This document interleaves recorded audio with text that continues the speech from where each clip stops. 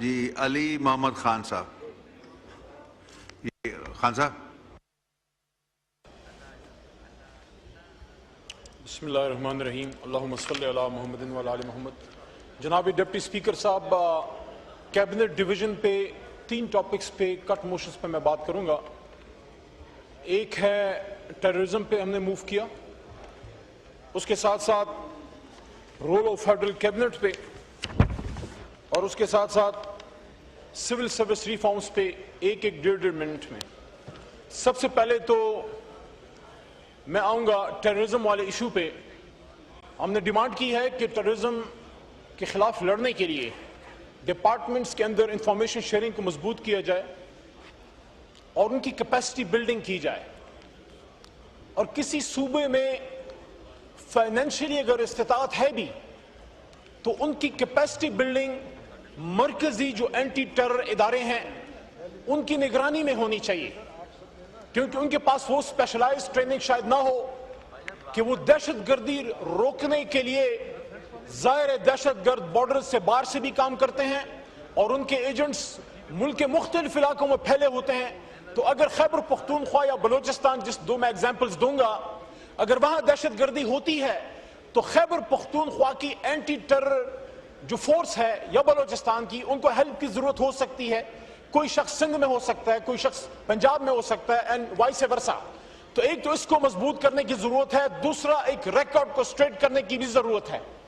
بڑا یہ ایک کنفیوژن جناب ڈپٹی اسپیکر صاحب پھیلائی جاتی ہے کہ پاکستان میں جو طالبان کو واپس لایا گیا وہ عمران خان صاحب کے حکم سے ہماری حکومت میں ہوا تھا، اور اس پہ ہم پہ تنقید کا سامنا ہمیں کرنا پڑتا ہے.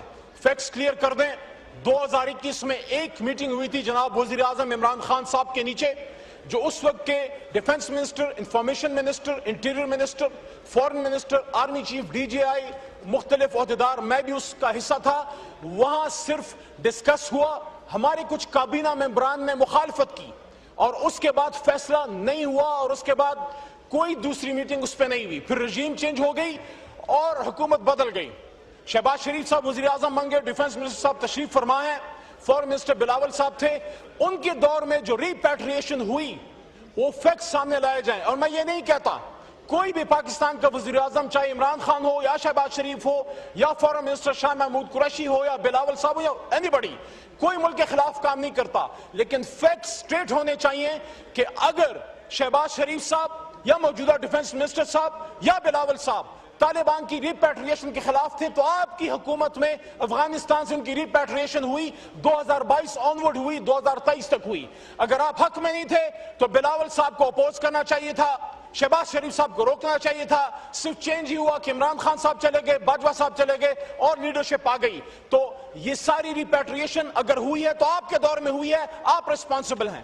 دوسرا سول سروس ریفارم، اس پہ میں آتا ہوں. 1948 اپریل میں جناب قائد اعظم نے پشاور میں سپیچ کرتے ہوئے سول سرونٹس کو کہا، اور یہ تمام سول سرونٹس مجھے سن رہے ہیں، انہوں نے کہا کہ you are servants of the state, you are servants of the people, you are not suppose to take political pressures. اور یہ کہا کہ governments come and governments go, prime minister come and prime ministers go, governments come and governments fall, minister comes and minister go. You are not supposed to take their dictation, you have to act according to constitution. کیا اس ملک میں اس وقت constitution کے مطابق سارا کچھ ہو رہا ہے؟ کیا civil servants آئین کے مطابق اپنی ڈیوٹیاں کر رہے ہیں یا پولیٹیکل پریشر لے رہے ہیں؟ میں یہ سمجھتا ہوں کہ قائد اعظم نے آپ کو وے فارورڈ دے دیا تھا 1948 میں، اس پہ عمل کریں. اور آخری 1 منٹ میں جو تیسرا انتہائی اہم ہے، performance of the federal cabinet. when there will be a federal cabinet there will be issues. ہمیشہ اپوزیشن کی طرف سے سوال آتے رہیں گے. According to Mustafa Impex case, supreme court of Pakistan کی لینڈ مارک ججمنٹ ہے جس میں یہ ڈیسائیڈ ہوا کہ what is federal government? Federal government is the prime minister and his cabinet combined is federal government. The decision of the federal government is supposed to be taken by prime minister in connivance or in advice with his cabinet.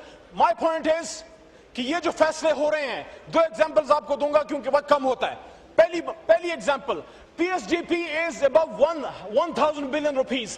1100 ارب روپے کا میرے خیال میں plus minus آپ کا PSGP ہے. ترقیاتی budget ہے. پاکستان میں جو ترقیاتی کام ہونے ہیں وہ اس پاکستان میں جہاں دہشت گردی کا ہمیں سامنا ہے، 1000 अरब से ज्यादा जनाब डिप्टी स्पीकर साहब आपका बजट है।